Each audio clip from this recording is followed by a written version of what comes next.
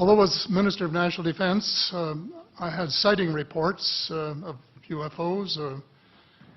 I was too busy to be concerned about them at the time because I was trying to unify the Army, Navy, and Air Force into a single Canadian Defence Force. And that itself was a kind of battle to the finish. So this was not high on my agenda. But about 10 years ago, I started getting interested due to a young man from Ottawa sending me material on the subject. I told him I was too busy to read it, but he had confidence that someday I would. It took me a while to get around to reading it, but I took it for my summer reading in 2005 and was really impressed with what was contained in it. And what I thought to myself is there are huge issues here, huge issues.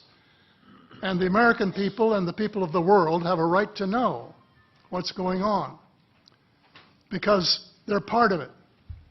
It's not just an isolated thing. I accept the invitation of Victor Vigiani, who's over here somewhere, and his cohort, Mike Bird, to speak to a symposium at the University of Toronto. And I said, UFOs are as real as the airplanes flying overhead. That gave me the dubious distinction of being the first person of cabinet rank in the G8 group of countries to say so unequivocally.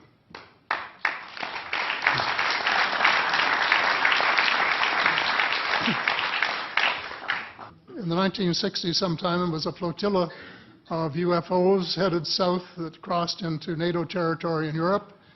And the Commander-in-Chief of the Supreme Allied Headquarters in Europe was naturally very shaken. Fortunately, or maybe divine providence, before the panic button was pushed, the flotilla turned around and headed back north. Obviously, they had thought maybe they were Russian, and they were very concerned about it. Anyway, an investigation was launched into this whole subject, and a document was prepared which concluded that at least 4 species had been visiting Earth for thousands of years. And this is my own view at this stage as well. So, except for that, there are just a couple of things that we've talked about that I'd like to refer to. And one was that we were referring to them as they until this morning when Linda Moulton Howe, I think she was the first one, actually named 3 different species. I don't think we can any more refer to them as they because they're not an amorphous mass.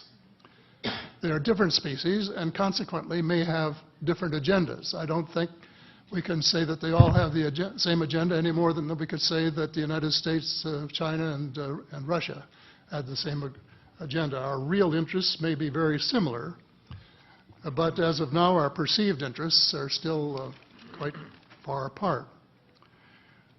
One more observation before I begin what I want to say, and that is that we spent quite a bit of time talking about the 66-year-old cadavers.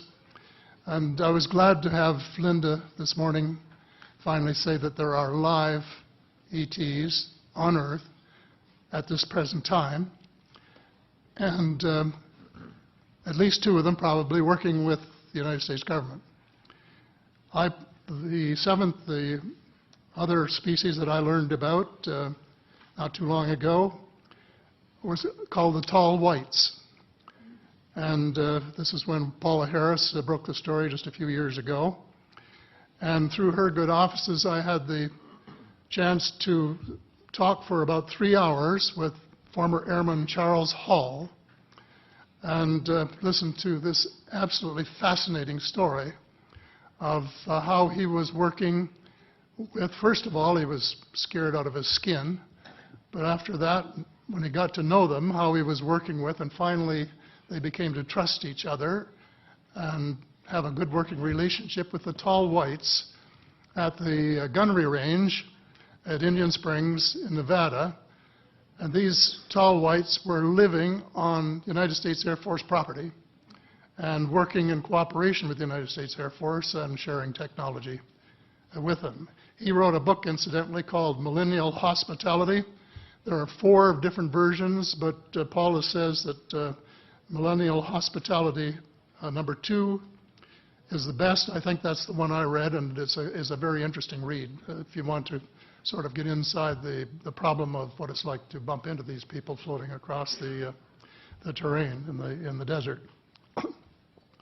Well, enough on that for now. My interest is in full disclosure. And my only caveat is I think probably I would say 95 to 98% full disclosure. I know of 1 or 2 things that I'm not sure should be in the public domain, at least yet. They will be someday, I'm sure, but not maybe immediately. But just as children survive the idea of the Tooth Fairy and Santa Claus when they become adult, I think that tax-paying citizens are quite capable of accepting the new and broader reality that we live in a cosmos teeming with life of various sorts. The fact that some other civilizations are more advanced than we are may be humbling. And it exists, and it's being kept secret by the same vested interests who control our destiny. Who are these vested interests, and what are they up to? Well, Senator, you were talking about a military junta. In my opinion, that is true, but I have broadened and deepened the definition to cabal, and the cabal comprises members of the 3 sisters: the Council on Foreign Relations, the Bilderbergers, and the Trilateral Commission, the International Banking Cartel, the Oil Cartel, members of various intelligence organizations, and select members of the military junta, who together have become a shadow government of not only the United States, but of much of the Western world. The aim of the game is a world government comprising members of the cabal who are elected by no one and accountable to no one. And according to Mr. Rockefeller, the plan is well advanced. Does this help you to understand why our civil rights are being taken away from us? I say us, because Canada too is included in the grand plan. So here we are more than a decade later fighting another war that can't be won. There is no country on earth powerful enough to protect its citizens against fanatical hate, as we learned from the Boston Marathon. And the mere attempt to pursue the impossible pits neighbor against neighbor and the state power structure against everyone. All of the freedoms won by the millions of men and women who fought and died in World War II are being flushed unceremoniously down the drain. The only hope of peace is a negotiated settlement. This will require a paradigm shift in American attitudes. It involves a de facto renunciation of the plan for a new American energy and the adoption of a pledge of cooperation with all humankind to build the kind of world which we are collectively capable of.